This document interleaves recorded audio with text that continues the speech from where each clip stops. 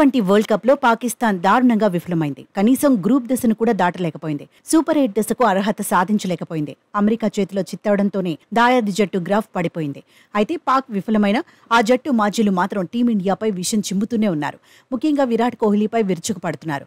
Psychological గా ఒత్తిడి పెంచేందుకు ప్రయత్నిస్తున్నారు. పాకిస్తాన్ మాజీ కెప్టెన్ కమ్రాన్ అక్మల్ అయితే టైం దొరికింది కదా అని బౌన్సర్లు సంధించాడు. సంచలన కామెంట్స్ చేశాడు. విరాట్ కోహ్లీ కంటే తన తమ్ముడు ఉమర్ అక్మలే బెటర్ అన్నాడు. T20 వరల్డ్ కప్ టోర్నీలో ఉమర్ రికార్డులు బాగున్నాయన్నాడు. ఓవరాల్ గా కోహ్లీకి దరిదాపుల్లో లేకపోయినా, రికార్డులు కొల్లగొట్టకపోయినా పొట్టి ప్రపంచ కప్ లో మాత్రం ఉమర్ అక్మలే బెటర్ అన్నాడు. విరాట్ కంటే ఉమర్కే మెరుగైన స్ట్రైక్ రేట్ ఉందన్నాడు.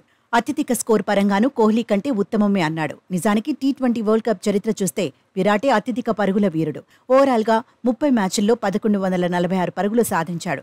67.41 యావరేజ్ ఉంది. అత్యధిక score 89 not out. T20 world cup కెరియర్లో విరాట్ 14 హాఫ్ సెంచరీలు సాధించాడు. Strike rate 130.52. ఉమర్ అక్మల్ 20 మ్యాచ్ల్లో బరిలో దిగి 486 పరుగులు సాధించాడు. యావరేజ్ 34.71. Strike rate 132.42. అత్యధిక స్కోర్ 94 పరుగులు. T20 వరల్డ్ కప్ లో కమ్రాన్ అక్మల్ కోహ్లీతో సమానంగా 30 మ్యాచ్ల్లో బరిలో దిగాడు. 524 పరుగులు సాధించాడు. అత్యధిక పరుగులు 73. యావరేజ్ 20.96.